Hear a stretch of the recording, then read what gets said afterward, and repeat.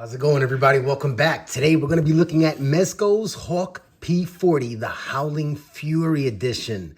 Super excited to check this guy out. As usual, I'm super excited to check out the stuff that I pick up. You know, that's kind of how that works out. So typical Rumble Society boxing. I do love that gold medallion there on the front and the gold leafing. Boom! Instant artwork. Digging it. I do not have the original release. I was not sure what to think of him, you know, but of course, like always, when the figure came out and I saw what I missed out on, FOMO for days and months. And so I got this guy. Let's take a look at what we got going on. If you break it, you bought it. All right.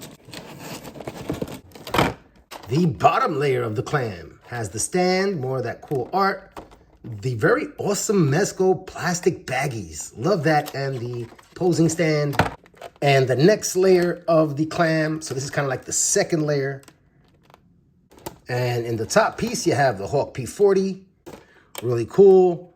All right. Immediate impression, first thing out of the box was, wow, this guy has a lot going on, even though he looks really simple. If you look really, really closely here on the dog tags, there is etching. On that little tiny piece of metal, there is something on the other side, and I'll try to zoom in and see if I can read what it says.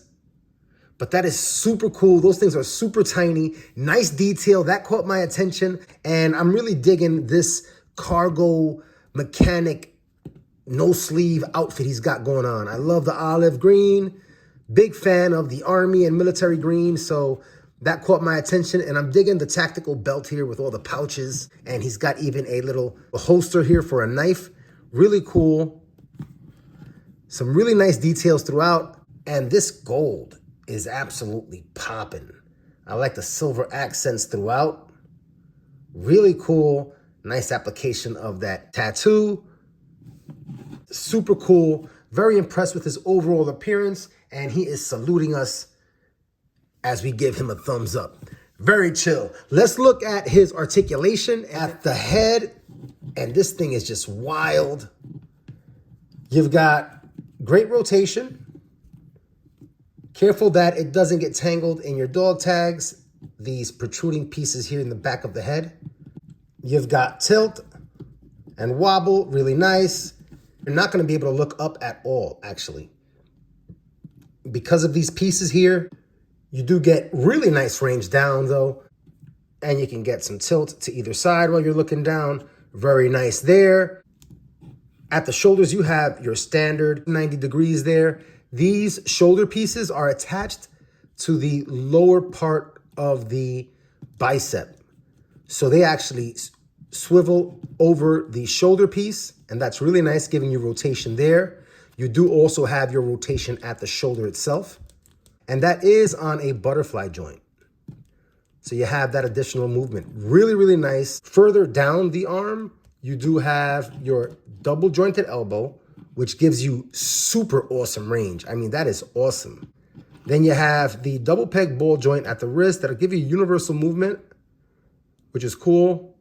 At the torso, there is a diaphragm cut that gives you some swivel side to side, not much. And there is a waist cut that gives you about that much crunch forward, not much.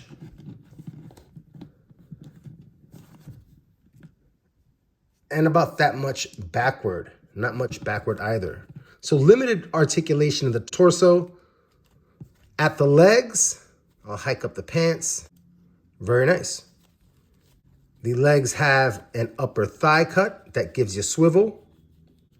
And you do have your double jointed knees. Your legs can come forward about that far, and your ankles can bend down that much, up that much. You do have rotation at the ankle. You have a little bit of wobble at the upper boot. All right, so good articulation overall, in my opinion. I like how tight the joints are. They feel really secure, and this guy feels super sturdy. We're gonna look at some action poses and play in a moment, but let's take a quick look at some of the accessories. As much as I love this head portrait, I'm gonna swap it out. Quick little action pose with our friend and his new head portrait, and it looks great. Super nice. Awesome little pose. Awesome little pose. I love that gold, man. That gold and that olive green, that works. Love that head portrait. The jaw articulates. That is awesome. And if you look inside the mouth there, it almost looks like real metal. There's like two pieces there that would grate against each other. Really cool. Let's look at some more accessories really quick. He comes with a tactical knife, and this can be put perfectly right here in his waist. Look at how that clip of the holster opens up, and you can just insert the blade right inside. How cool is that? Very, very chill. He also comes with 3 golden grenades that have that little clip. Nice touch. And I thought it'd be cool to kind of like attach them right here to his belt. Being very, very careful to not break the handle and just kind of like slide it over the belt. Looks really nice, you know, very cool. Improvising. He also comes with a 2-way radio.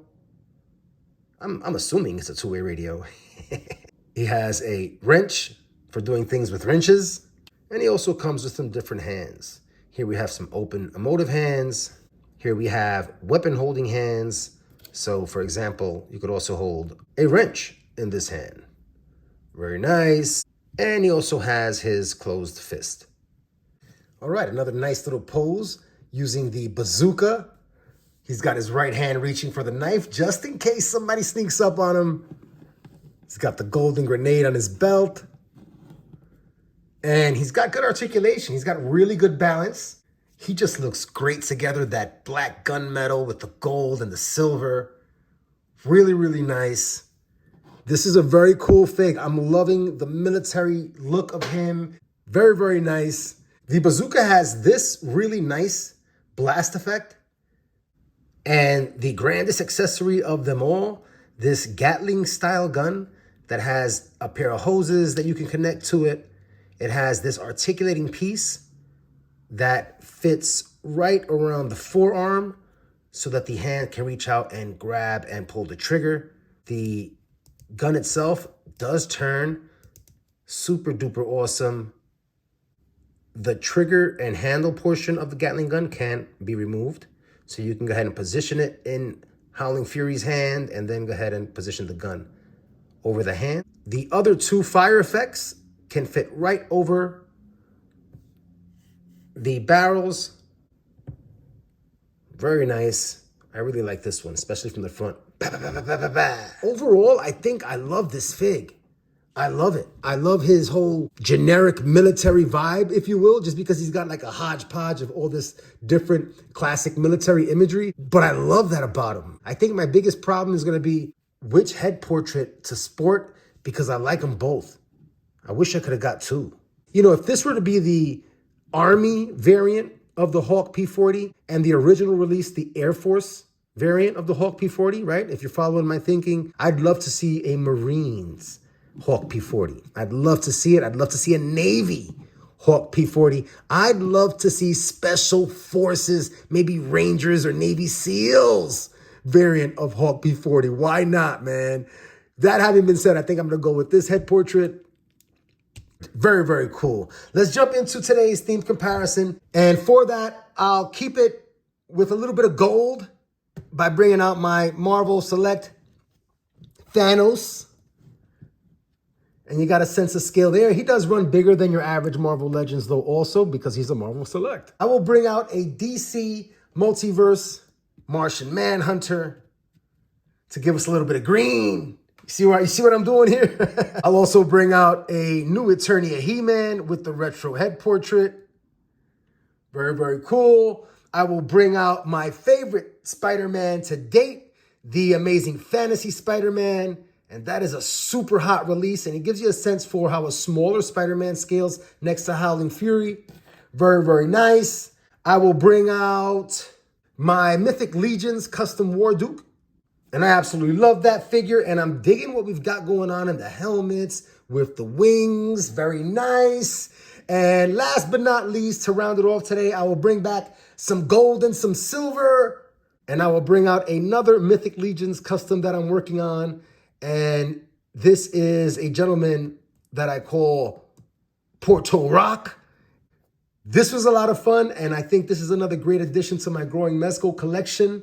As always, everybody, I have a lot of fun taking time out to share the experience of collecting toys as an adult, and I hope you're able to keep coming back and share some experiences too. Until next time, everybody, we salute you.